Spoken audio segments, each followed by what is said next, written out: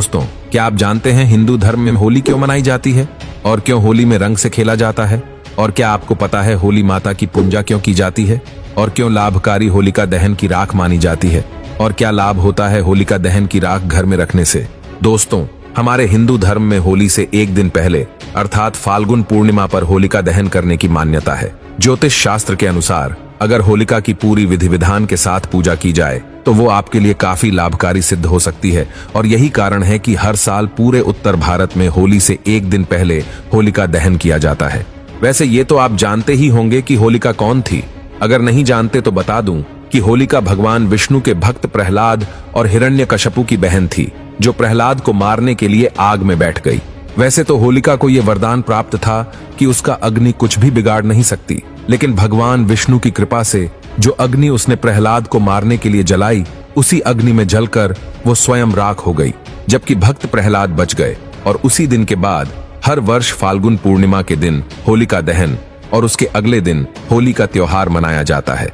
दोस्तों, आपने होलिका की पूजा करते लोगों को देखा होगा, लेकिन शायद आप ये ना जानते हो कि होलिका दहन की राख भी आपकी किस्मत बदल सकती है। जी हाँ, कुछ सरल से उपाय करने से आप न सिर्फ अमीर बन सकते हैं, बल्कि आपको मन मुताबिक फल भी प्राप्त होंगे। अगर आप या फिर आपके परिवार का कोई सदस्य लंबी बीमारी से पीड़ित है और अगर दवाई का भी उस पर कोई असर नहीं हो रहा, तो होलिका की राख उसे बीमारी को दूर कर सकती है। इसके लिए आपको करना यह है कि होलिका के जलते समय उसमें देसी घी, 2 लौंग, 1 बताशा, 1 पान का पत्ता डालना है और अगले दिन उस रात को लेकर बीमार व्यक्ति के शरीर पर मल देना है और ऐसा करने से बीमार व्यक्ति के स्वास्थ्य में सुधार आने लगेगा। इसके साथ ही होली शत्रुता समाप्त करने का त्योहार भी है और अगर आप किसी व्यक्ति से अपनी शत्रुता समाप्त करना चाहते हैं तो होलिका की राख से ये भी संभव है।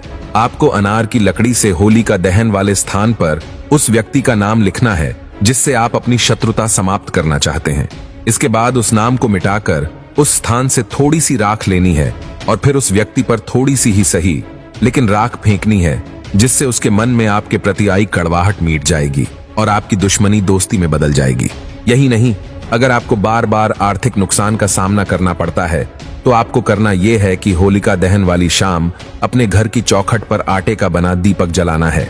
फिर रात में होलिका दहन के समय वो आटे का दीपक अग्नि में समर्पित कर देना है और सच्चे मन से प्रार्थना करनी है। अगर आप पर किसी की बुरी नजर लगी है तो ऐसा करने से वो हट जाएगी और आपके घर में धन की वर्षा होगी।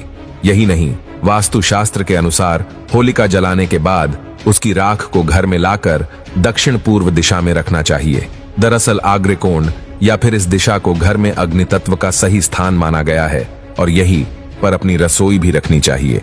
ऐसा करने से घर में सुखद समृद्धि आती है। इसके अलावा ये मान्यता भी है कि होलिका दहन के बाद उसकी राख को लाकर घर में एक साफ बर्तन में रखना चाहिए। बर्तन में राख के अलावा थोड़ी राई और नमक मिलाकर उसे किसी जगह पर छिपा देने से धन की प्राप्ति होती है।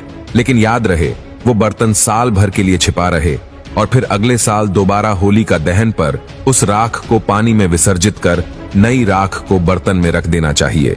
मित्रों, ऐसा करने से माता लक्ष्मी की कृपा आप पर सदैव बनी रहेंगी और आपके घर में कभी भी धन की कमी नहीं होगी।